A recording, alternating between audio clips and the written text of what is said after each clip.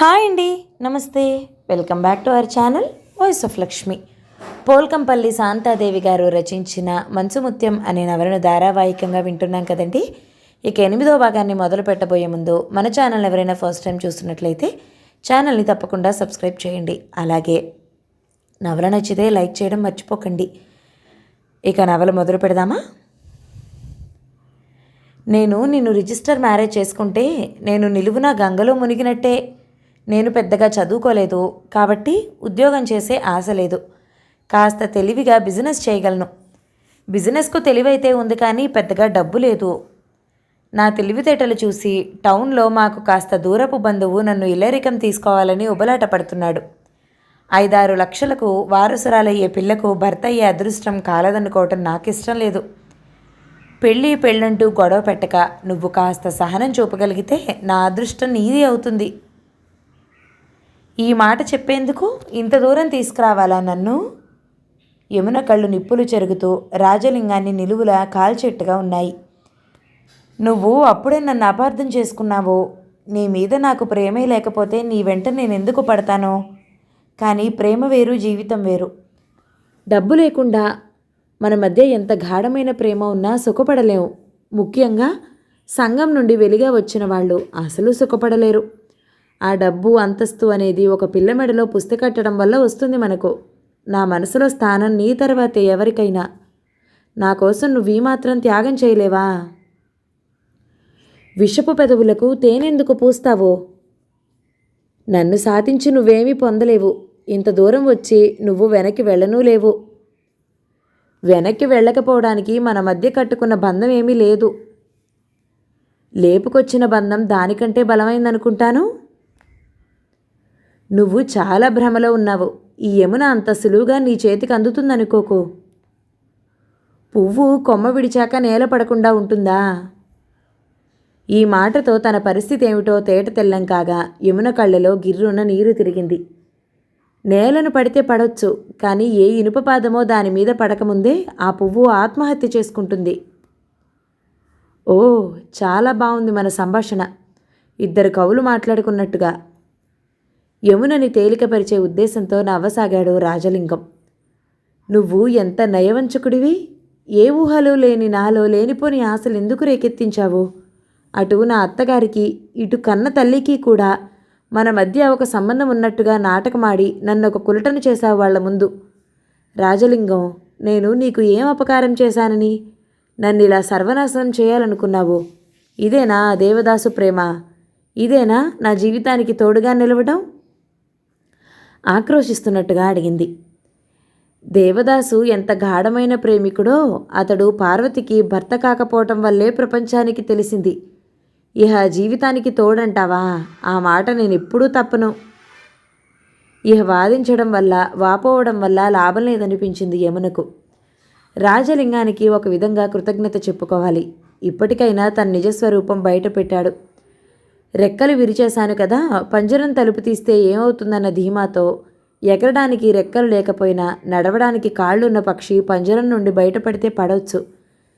కానీ ఎగరలేని ఈ పక్షిని పట్టడానికి ఎన్ని గండు పిల్లులు లేవు ఈ సమాజంలో. రాజలింగం చేతిలోంచి బయటపడ్డంత మాత్రాన తను బ్రతికి బయటపడ్డట్టు కాదనుకున్న యమున నిస్సహాయతతో కుమిలిపోసాగింది. యమున డియర్, అశోకవనంలో సీతలా ఎందుకలా చింత చేస్తావు? ఇప్పుడేమైందని? పెళ్ళి ఎలాగూ నీకు అచ్చురాదు. నీ మనసులో నేను భర్తనన్న భావం ఉంటే చాలు. రాజలింగం లేచి వచ్చి యమున భుజాల మీద చేతులు వేశాడు. తీవ్రమైన అసహ్యత వ్యక్తపరుస్తూ అతడి చేతుల్ని విదిలించేసింది యమున. ఆడదాని విదిలింపు ఎప్పుడూ మగవాడిలో పౌరుషాన్ని రెచ్చగొడుతుంది, ప్రతీకారానికి దారి తీయిస్తుంది. మనిషి మరుగున పడి జంతు ప్రత్యక్షం కావడానికి సహాయపడుతుంది. రాజలింగం కళ్ళలో ఎరుపు జీరలు చోటు చేసుకున్నాయి. కటుస్వరంతో, నా సహనాన్ని పరీక్షించకు యమున. నేను ఇంత చేసింది నువ్వు ఊరికే తప్పించకపోవడానికా? నువ్వు చచ్చినా నిన్ను వదలను. నిన్ను నా దాన్ని చేసుకు తీరుతాను. మంచి మాటలకు లొంగకపోతే చేతలకు దిగాల్సొస్తుంది. అనవసరంగా గొడవ ఎలా చేయకు అన్నాడు. యమున విస్మయంగా చూడసాగింది. ప్రతి మాటలో ప్రేమ గురించి తప్ప మాట్లాడింది రాజలింగమే నా ఇతడు అని. లేచి మొహం కడుక్కురా, సినిమాకి వెళ్దాం అలా మొద్దులా చూస్తావేం? మగవాడు ఇంత శ్రమ ఎందుకు పడతాడో తెలియని అర్భకురాలివేం కాదు. ప్రతి క్షణం ఆనందంగా గడిచిపోయేలా నువ్వు నాతో సహకరించు, నీకు స్వర్గం చూపుతాను. అంతేకాని నీ పెంకితనంతో నన్ను నీ పగవాణిగా మార్చుకోకు. నేను రాను, మొండికెత్తినట్టుగా అంది. ఎలా రావో చూస్తాను. నాతో వచ్చాక ఇక నీ ఇష్టమేమిటి అసలు? రాజలింగం మరుటుగా యమున రెక్కపట్టి గుంజినట్టుగా లేపాడు. బాత్రూమ్ కేసి ఒక నెట్టు నెట్టి వెళ్ళి ముఖం కడుక్కురా అన్నాడు ఆజ్ఞాపూర్వకంగా. తను ప్రతిఘటించిన కొద్దీ అతడు మరింత అసహ్యంగా ప్రవర్తించగలడన్న భయంతో ముఖం కడుక్కునే తయారైంది యమున. హోటల్కి తిరిగి వచ్చేసరికి రాత్రి 10 గంటలైంది. రాజలింగం ఇద్దరికీ భోజనానికి ఆర్డర్ ఇస్తుంటే, నాకు ఆకలిగా లేదు, నువ్వు తిను అని చెప్పింది యమున. ఆకలెందుకు లేదు? పిచ్చి వేషాలేయకు కసరాడు. అన్నం అటింతా ఇటింతా కెలికి ఏదో తిన్నాననిపించి చేయి కడుక్కుని కూర్చుంది. రాజలింగం సుష్టుగా భోజనం చేశాడు.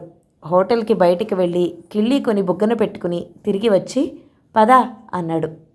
నేను రాను. రాక ఇక్కడే కూర్చుంటావా? పిచ్చి వేషాలు వేయకని చెప్పానా? అతడితో ఈ రాత్రి ఒక గదిలో గడపడం తలుచుకున్న కొద్దీ వీపులో ఏదో వికృత జంతువు జరజరా పాకినట్లు అనిపించింది యమునకు. అతడు తనని పెళ్లాడతాడన్న ఆశతో వచ్చింది, కానీ అతడి ఆకలికి ఆహుతి కావడానికి వచ్చిందా? ఈ రాత్రి గండాన్ని తప్పించుకునేదెలా? రాజలింగం యమున రెక్క పట్టుకుని బలవంతంగా లేవతీశాడు. నీ పొగరనుస్తాను పద. అతడు లాగటం, యమున గింజుకోవటం, బల్లలు తుడిచి పడుకోవడానికి వెళ్ళబోతున్న సర్వర్లు వినోదంగా చూడసాగారు. ఏం గురు, కొత్త పెళ్ళామా చేతికి రావడానికి గుణుస్తుంది? ఒక్కసారి రుచి చూపితే. వాళ్ల విసుర్లు వినలేక గబగబా రాజలింగంతో నడిచింది యమున. 10 నిమిషాలు మించకుండానే పైనుండి కెవ్వున కేక వినిపించింది. మొదటిసారి పట్టించుకోకపోయినా మళ్ళీ మళ్ళీ వినిపించడంతో క్యాష్ చూసుకుంటున్న హోటల్ ప్రొపరైటర్ క్యాష్ డ్రాలోకి తోసి తాళం పెట్టి పైకి పరిగెత్తాడు. అతడితో హోటల్ సిబ్బంది అంతా కదిలింది. కిషోర్ అంతవరకు చదువుతున్న మ్యాగజైన్ టీపా మీద పెట్టి లైట్ ఆర్పి పడుకోబోతున్న సమయంలో కృష్ణారావు వచ్చాడు. మన ఇంటికి ఎదుట ఉన్న కల్పన హోటల్లో ఒక స్త్రీ స్పృహ తప్పి పడి ఉందట. నాకు అలసటగా ఉంది, నువ్వు వెళ్ళగలవా? వెళతాను డాక్టర్. కిషోర్ షర్టు వేసుకుని డాక్టర్ని తీసుకుపోవడానికి వచ్చిన హోటల్ మనిషికి మెడికల్ కిట్ ఇచ్చి అతడితో బయలుదేరాడు. కల్పన లాడ్జింగ్ అండ్ బోర్డింగ్ ఉండే బిల్డింగ్ ఇదివరలో ఒక క్లాత్ మర్చెంట్ది. అతడు వ్యాపారంలో దివాలా తీసి 7 ఏడాది క్రితం ఆ బిల్డింగ్ అమ్ముకుపోయాడు. కొన్నతడు కల్పన లాడ్జింగ్ అండ్ బోర్డింగ్గా మార్చేశాడు. గేటు దగ్గరే కిషోర్ని రిసీవ్ చేసుకున్నాడు హోటల్ ప్రొపరైటర్. ఆ అమ్మాయికి సంసారం అంటే కొత్తో, భర్త అంటే ఇష్టం లేకపోవడమో కారణం కావాలి. సినిమా నుండి వచ్చి భోజనం చేశాక గదిలోకి వెళ్ళడానికి మొరాయించిందట. అతడు బలవంతంగా లాక్కెళ్ళినట్లు సర్వర్లు చెప్తున్నారు. వెళ్ళిన కాసేపటికి పెద్ద పెద్ద కేకలు వినిపించాయి. మేము పరిగెత్తి తలుపు మీద బాదాం. తలుపులు తెరుచుకోవటం, అతగాడు పారిపోవటం ఒకేసారి జరిగాయి. గదిలో ఆ అమ్మాయి స్పృహ తప్పి పడి ఉంది. గదిలోని దృశ్యం చూసి జంకినట్టుగా గుమ్మం దగ్గరే 1 నిమిషం ఆగిపోయాడు కిషోర్. బోర్లాగా పడి ఉన్న ఆ స్త్రీ జాకెట్ మెడ దగ్గర చిరిగి ఉంది. చేతిగాజులు చిట్లి గది నిండా పడి ఉన్నాయి. జడ విచ్చుకుపోయి జుట్టు భుజాల్ని ముఖాన్ని కప్పేసింది. కిషోర్ ధైర్యాన్ని కూడా తీసుకుని ఆమెను సమీపించాడు. బోర్లాగా పడి ఉన్న ఆమెను వెల్లకిలా పడుకోబెట్టబోతూ మెరుపు తాకిడి తిన్నట్టుగా మ్రాను పడిపోయాడు. My God, Yamuna! ఈమెతో వచ్చిన అతడి పేరేమిటి? ప్రొపరైటర్ రిజిస్టర్లో చూసొచ్చి చెప్పాడు. రాజలింగం. ఎప్పుడు దిగారు? ఈరోజు మధ్యాహ్నమే. యమున ఈ విధంగా తిరిగి తారసపడటం ఒక విధంగా తన జీవితం సమస్యలమయం కావడానికేననిపించింది కిషోర్కి. ఆమెకి తెలివి రాకముందే తను తప్పుకుంటే? ఆమెకు భర్తగా కాకపోయినా ఒకనాడు ఆమె చేతి ఆతిథ్యం స్వీకరించిన మనిషిగానైనా ఆమె ఈ ఆపదలో ఇరుక్కున్న కారణమేమిటో తెలుసుకోవాలి. చేతనైన సాయం చేయాలి. ఈ సమయంలో తను పారిపోతే స్వార్థపరుడవుతాడు. జీవితాంతం యమున గురించిన ఆలోచనలతో రగిలిపోవాల్సిందే. ఆమెకు తెలివి తెప్పించడానికి చకచకా ప్రయత్నాలు పూర్తి చేశాడు కిషోర్. యమునకి స్పృహ వస్తూనే మొదట కనిపించినవాడు కిషోర్. అతడిని ఆ సమయాన చూడటం వల్ల ఆశ్చర్యానందాలు ఎంతగా కలిగాయో అంతగా లజ్జా సంకోచాలకు లోనైంది. పమిట భుజాల చుట్టూ కప్పుకుని మోకాళ్ల మధ్య తలదాచేసుకుంది. ఏడుస్తున్నట్టుగా శరీరం కదలసాగింది. ఇలా ఎలా జరిగింది? కిషోర్ ముఖం తిప్పుకుని అడిగాడు. నేను వెళ్తున్నాను, ప్రొపరేటర్తో చెప్పి బయలుదేరబోయాడు. యమున చప్పున కిషోర్ కాళ్ళు చుట్టేసుకుంది. నన్ను రక్షించండి కిషోర్ బాబూ. అంతా అయిపోయాక నన్నేం చేయమంటావో? ఈవేళ నన్ను నేను కాపాడుకున్నాను, ఇక నాకు ఆ ధైర్యం లేదు. అతడు తిరిగి వచ్చాడంటే. ప్రేమించావుగా, పెళ్లి చేసుకోలేదా? కిషోర్ మాటల్లోనే పరిహాసం శూలంలా గుచ్చుకుంది. పెళ్లి చేసుకుంటాననే తీసుకొచ్చాడు. తీరా ఇక్కడికి వచ్చాక తన పెళ్లి మరొకరితో ఖాయమైందని, నన్ను పెళ్లి చేసుకోనని చెప్పాడు. పెళ్లి పేరెత్తకుండా సంసారం చేద్దామన్నాడు. అప్పటి నుండి మా ఇద్దరికీ పోట్లాట ప్రారంభమైంది. ఆమె లేచి వచ్చిన మనిషి అని తెలిసిపోగానే అంతవరకు ఆమె మీదున్న గౌరవం, సానుభూతి తొలగిపోయాయి అక్కడున్న వాళ్లకు. ఆ స్థానంలో ఒక విధంగా జుగుప్సా, నిరసన చోటు చేసుకున్నాయి.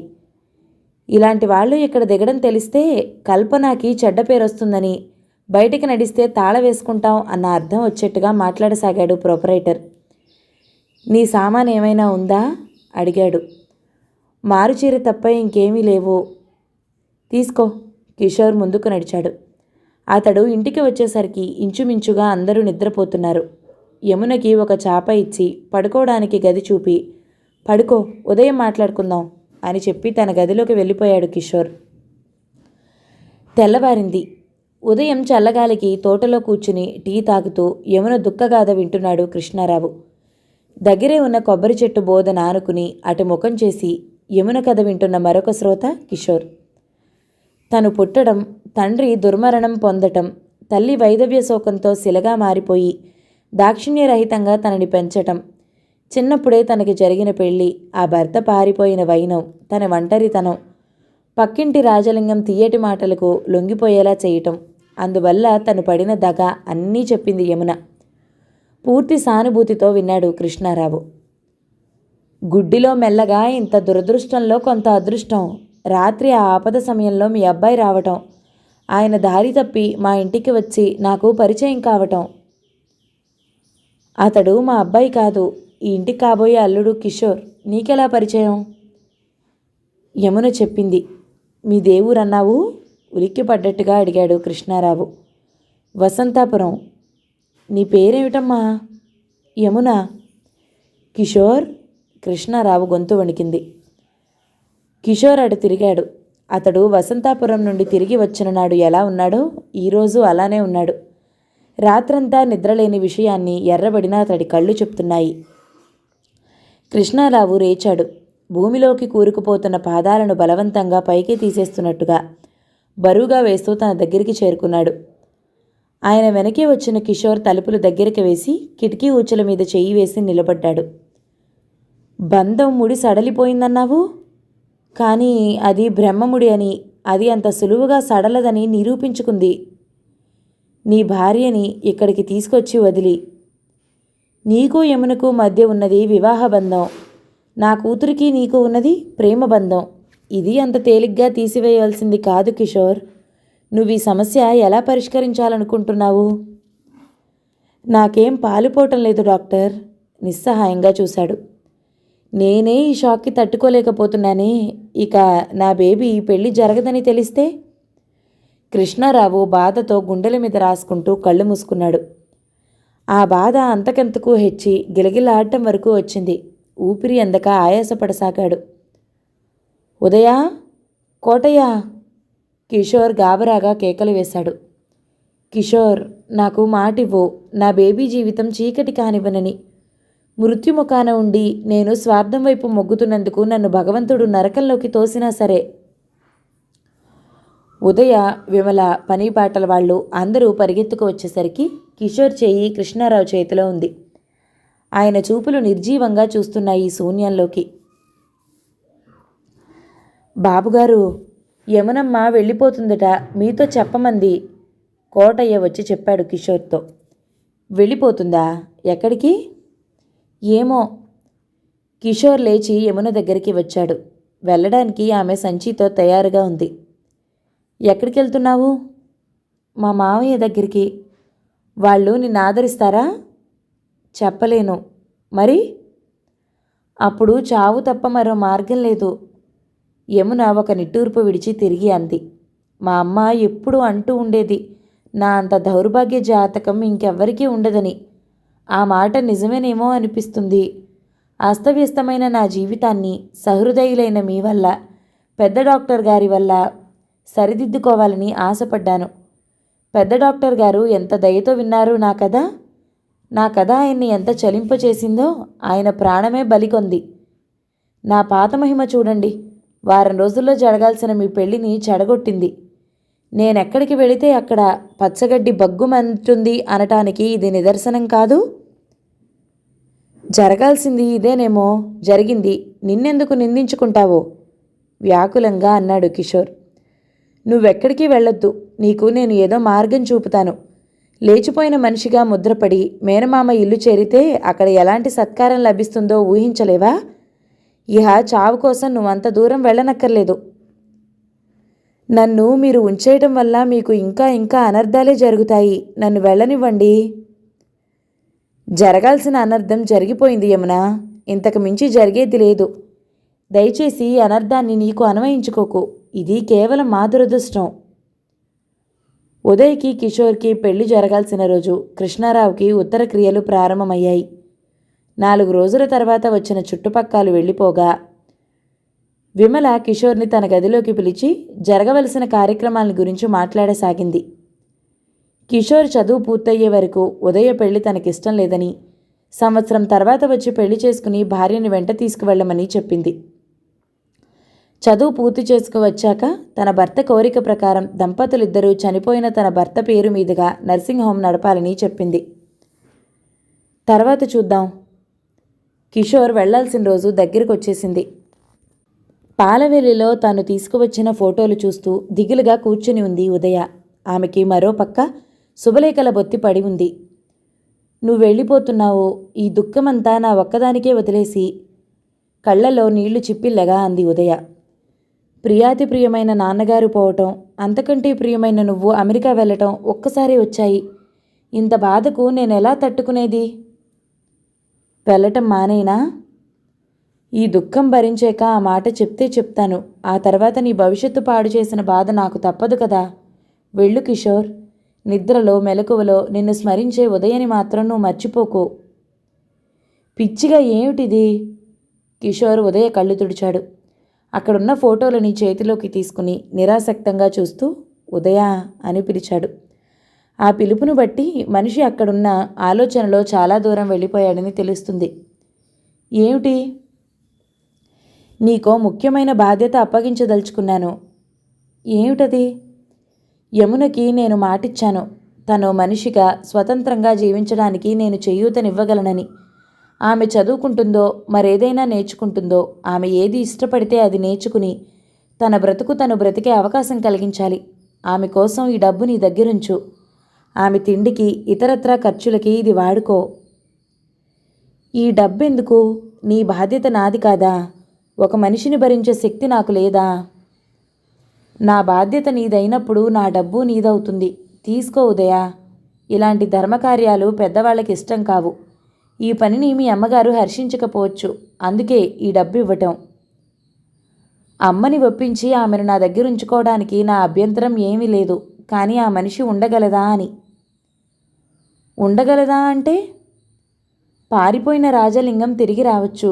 ఈమె అతడి కోసం. అలాంటిదేమైనా జరిగితే అది ఆమె దౌర్భాగ్యం అనుకోవాలి. మన బాధ్యత ఏమీ లేదు. ఆమె మనసు నిలకడ చేసుకుని ఉండగలిగితేనే. ఆమె చదువుకుంటానంటుందో మరేం చేస్తానంటుందో నువ్వే అడుగు. ఆ సంగతేదో నీ ముందే తేలిపోవటం మంచిది. యమునని అప్పుడే పిలిచి అడిగాడు కిషోర్. ఈ వయసులో నేను చదువు మొదలు పెట్టడం ఏమిటి? నాకు తలకెక్కి చేస్తుందా? అంది యమున. నేర్చుకోవాలంటే చదువు ఒక్కటే ఉందా? సంగీతం, చిత్రలేఖనం, పాటలంటే నాకు ఇష్టమే. సంగీతం నేర్చుకుంటాను. సరదాకి ఏదో కూని రాగం తీయటం నేర్చుకోవటం కాదు. అందులో మంచి ప్రావీణ్యత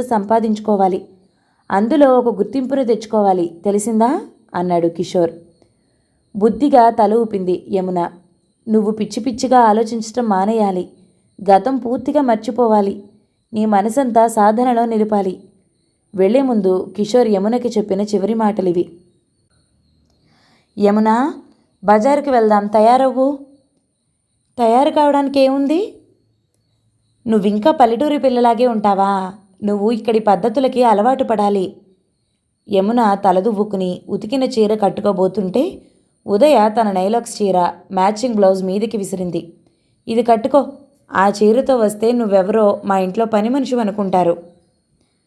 కిషోర్ బాబు నన్ను ఆదుకోకపోతే ఆ పని మనిషిగా కూడా నన్నెవరూ పెట్టుకోకపోయేవారు. మళ్ళీ ఆ సంగతులా? గతం మర్చిపోమ్మని నీకెన్నిసార్లు చెప్పాలి? కిషోర్ కూడా నీకు చెప్పింది అదే కదా. కట్టుకోవా? మౌనంలోనే తన అయిష్టత వ్యక్తపరుస్తూ నిలబడింది యమున. ఉదయ కోపగించుకోకుండా యమునని సమీపించి ఆమె మెడ చుట్టూ చేతులు పెనవేసింది. చూడు, నువ్విలా తప్పు చేసిన మనిషిలా బెరుగ్గా ఉండిపోతే కుదరదు. నువ్వు మాలో ఒక మనిషి అవ్వాలి. కిషోర్ వెళ్ళిపోయాడు. నిజంగా నా శరీరంలో ఒక భాగమేదో దూరమైనట్టుగా ఉంది. కిషోర్ నాకు స్నేహితుడు. అందరూ అన్నీ. అతడు లేని జీవితం ఎంత శూన్యంగా ఉంటుందో నువ్వే ఊహించుకో. నువ్వు అతడు కాలేకపోయినా ఈ ఒంటరితనంలో కనీసం ఒక స్నేహితురాలిగా నా మనసుని పంచుకునేదానివి కాలేవా? చదువుకున్న ఈ పట్నవాసపు యువతి మనోస్వచ్ఛతకు తలంచక తప్పలేదు యమున. చీర కట్టుకుని ఉదయ కోరిన విధంగా తయారై బయలుదేరింది. వెళ్ళాక కానీ తెలియలేదు ఈ షాపింగ్ తన కోసమేనని. తన కోసం ఖరీదైన చీరలు ఇంకా అవసరమైన వస్తువులు కొంటూ ఉంటే, ఇంత డబ్బు నా కోసం ఎందుకు ఖర్చు పెడుతున్నారు అంది వారించాలన్న ఉద్దేశంతో. నీ కోసం ఖర్చు పెట్టమని కిషోర్ చాలా డబ్బిచ్చిపోయాడు. యమున నేత్రద్వయం ఆర్ద్రం కాగా వృద్ధస్వరంతో అంది. ఆయనకి నా మీద ఎందుకో ఇంత దయ కాదు, ఆయన సహృదయత. పిడికెడు అటుకులు తిన్న కృష్ణుడు కుచేలుడికి అష్ట ఐశ్వర్యాలు ఇచ్చి పంపాడట. అలా ఒక్కరోజు మా ఇంటి ఆతిథ్యం పొందిన రుణానికి ఆయన నా కోసం ఇంత చేస్తున్నారు. పొగిడితే లాభం లేదు. అతడొచ్చేసరికి అతడి కోరిక తీర్చాలి. నువ్వు గొప్ప సంగీత విద్వాంసురాలివి కావాలి. తప్పకుండా ఆయన కోసం నేనేమైనా చేస్తాను అనుకుంది యమున మనసులో. గాలి నుండి రక్షింపబడిన దీపంలా ఒక నిశ్చలత్వాన్ని పొందింది యమున. ఆమె జీవన దీపిక ఉజ్వలంగా వెలగడానికి కిషోర్ చమురు అయితే ఉదయ ఒత్తి అనుకోవాలి. యమునని ప్రతిక్షణం ప్రోత్సాహపరుస్తూ తన లక్ష్య సాధనలో నిమగ్నమయ్యేలా చేస్తోంది ఉదయ. తనకంటే 1-2 సంవత్సరాలు చిన్నదై జీవితంలో చేదుని దగాని అనుభవించిన యమున అంటే సానుభూతే కాదు, ఏదో మమకారం ఏర్పడింది ఉదయకు. యమున సంగీత సాధన వరదొస్తున్న ఏరులా ఉంది. ఏడాది తిరిగేసరికి కీర్తనల్లోకి అడుగుపెట్టింది. యమునతో పాడించుకోవటం ఒక సరదా ఉదయకు. ఆమె సరదా చూసి, నువ్వు నేర్చుకోరాదు అంటుంది యమున. అందరికీ అన్నీ రావు, అవి కొందరికే, అందుకే వాటికంత విలువ గౌరవం అంటుంది ఉదయ. ఆ రోజు పోస్టులో ఉదయకే కాక యమునకి కూడా జాబు వచ్చింది కిషోర్ నుండి. కిషోర్ నీకు జాబు రాశాడు అంటూ ఉదయ జాబిస్తుంటే యమున హృదయం చిత్రంగా స్పందించింది. జీవితంలో తను మొదటగా అందుకున్న ఉత్తరం. నేలరానిన లతను దయతో లేవనెత్తి లత సాగడానికి ఆసరా ఇచ్చిన ఉత్తమ పురుషుడి నుండి అందుకున్న ఉత్తరం అది. అతడు వసంతాపురం వచ్చి దారి తప్పి తనింటికి వచ్చి తన ఆతిథ్యం స్వీకరించినప్పుడు తనకిలా దిక్కవుతాడనుకుందా? వణికే చేతులతో విప్పి చదువుకుంది యమున. చిరంజీవి సౌభాగ్యవతి యమునకు, ఉదయ రాసే ఉత్తరాల వల్ల నీ సంగతులు తెలుస్తున్నాయి. నువ్వు సంగీతం పట్ల చూపుతున్న శ్రద్ధను గురించి ఉదయ చాలా రాసింది. నీ గొంతు చాలా మధురంగా ఉంటుందని, వినే కొద్దీ వినాలనిపిస్తూ ఉంటుందని రాసింది. నిజం చెప్పొద్దు, నీ పాట ఎప్పుడెప్పుడు వింటానా అని ఆతృతగా ఉంది నాకు. నేనొచ్చేసరికి నువ్వు గొప్ప గాయకురాలి అయిపోవాలి సుమా. నాకు చాలా రుణపడిపోతున్నట్లు ఉదయతో ఎప్పుడూ చెబుతూ ఉంటావట. అది నిజమే అయితే నేనొచ్చాక మంచి పాటలు వినిపించి నా రుణం తీర్చేసుకో. నువ్వు గొప్ప గాయకురాలివై నా వల్ల ఒక గాయనీమణి దేశానికి లభించిందన్న తృప్తి మిగిలిస్తే చాలు. రేడియోలో నీ చేత లలిత సంగీతం ప్రోగ్రాం ఇప్పించడానికి ఉదయ ప్రయత్నిస్తోందిట కదా. నువ్వు నిర్భయంగా అలాంటి వాటిలో పాల్గొనాలని నా ఆకాంక్ష. నీ భవిష్యత్తు ఉజ్వలంగా ఉండగలదని ఆశిస్తూ నందకిషోర్. ఉత్తరం 1-2 సార్లు చదువుకుని తలెత్తేసరికి ఉదయ నిలబడి ఉంది ఎదురుగా. ఏం రాశాడు? చదువు. ఉత్తరం చేతికిచ్చింది. పెళ్లికి ముహూర్తం పెట్టిస్తున్నానని అమ్మగారు రాశారేమో కదూ. ఏం జవాబు రాశారు కిషోర్ బాబు? రావటానికి వీలు కాదుట, చదువు పూర్తి చేసుకొచ్చాకే పెళ్ళిట.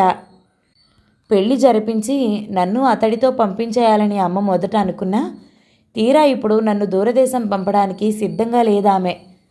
అమ్మ మనసు మీద బాగా దెబ్బతీసింది నాన్నగారు హఠాత్తుగా పోవటం. ప్రతిదానికి భయపడిపోతుంది. ఉన్నన్నాళ్ళు నన్ను తన కళ్ళ ముందు ఉంచేసుకోవాలని ఆవిడ తాపత్రయం. ఆవిడ కోరికకు అనుగుణంగా కిషోర్ ఇప్పుడు పెళ్లి వద్దని రాశాడు. మరి నీ సంగతి?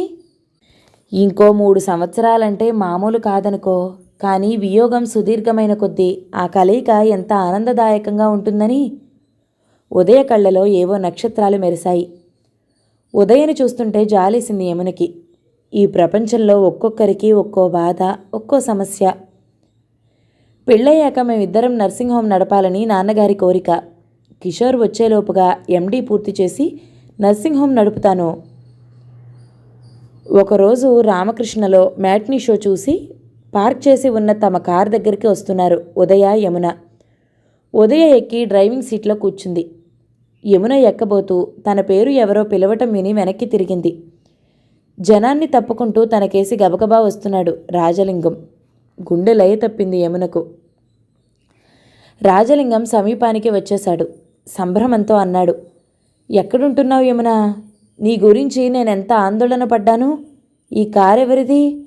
కార్లలో తిరిగే జీవితాన్ని అనుభవిస్తున్నావంటే. తన బుద్ధి పోనిచ్చుకోలేదు. యమున అసహ్యంతో కారెక్కి పెద్ద చప్పుడుతో తలిపేసింది. పోనివు ఉదయ. ఉదయ పోనివ్వకుండా కుతూహలంగా రాజలింగం కేసి చూస్తూ ఎవరతడు అని అడిగింది.